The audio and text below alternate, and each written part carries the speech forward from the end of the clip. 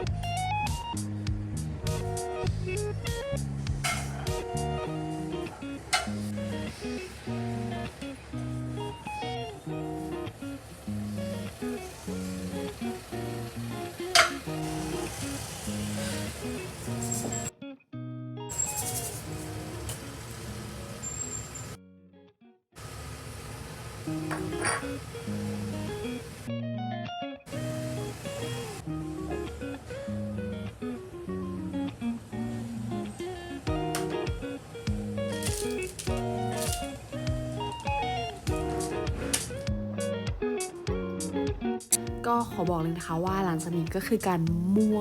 ล้วนๆก็คือใครทำตามก็ดูเอานะคะทุกคนก็ไปค่ะ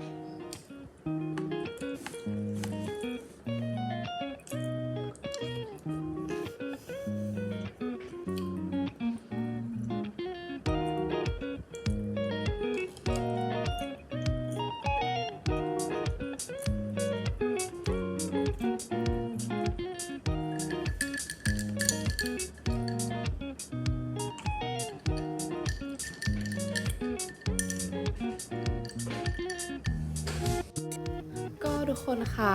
วันนี้ก็มีประมาณนี้เนาะแล้วก็ขอบคุณทุกคนที่ดูมาถึง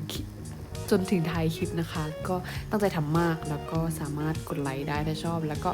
กดแชร์ด้วยก็จะดีมากนะคะฝากติดตามคลิปต่อไปด้วยนะว่าจะมีหรือเปล่า ก็แค่นี้ค่ะบ๊ายบาย